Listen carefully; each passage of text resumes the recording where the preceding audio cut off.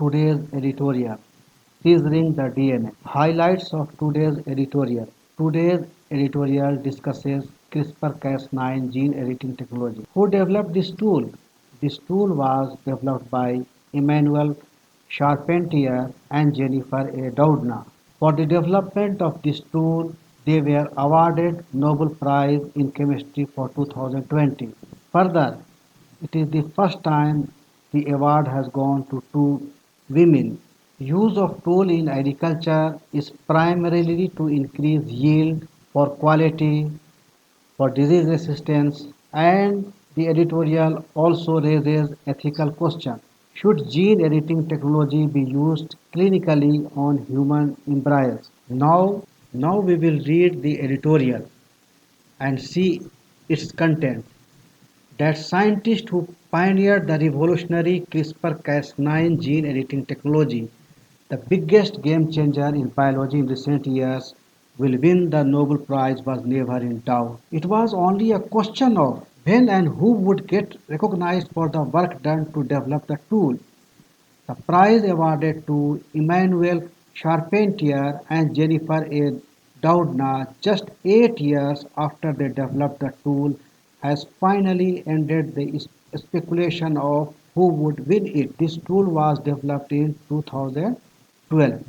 But most importantly, this year's prize for chemistry has created history by honoring an all-woman team. It all started when Dr. Charpentier discovered an RNA molecule that is part of bacteria's ancient immune system, CRISPR-Cas, wherein clustered repeated sequences produced by bacteria can remember and destroy viruses by cleaving their DNA. Teaming with Dr. Doudna, she recreated the bacteria's genetic scissors in a test tube and simplified the tool to make it easier to program the system to precisely cut specific sites of interest in any DNA, including humans.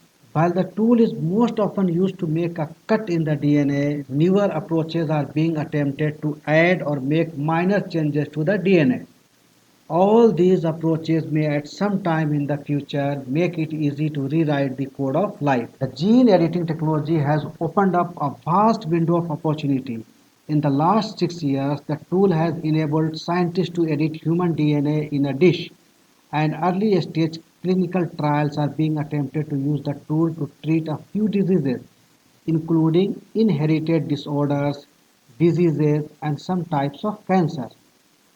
Though in 2016 China began the first human clinical trial to treat an aggressive form of lung cancer by introducing cells that contain genes edited using CRISPR-Cas9, the use of the tool has so far been limited to curing genetic diseases in animal models. Now comes ethical question. Last year, a Chinese researcher used the tool to modify a particular gene in the embryo to make babies immune to HIV infection, which led to international furor. Though no guidelines have been drawn up so far, there is a general consensus in the scientific and ethics communities that the gene editing technique should not be used clinically on embryos. Unlike in the case of humans, the tool is being extensively used in agriculture. Now we will see in agriculture how it is being used. It is being tried out in agriculture primarily to increase plant yield, quality, disease resistance, herbicide resistance, and domestication of wild species.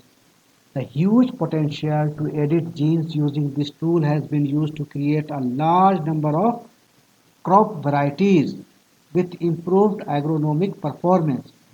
It has also brought in sweeping changes to breeding technologies. The gene editing tool has indeed taken life sciences into a further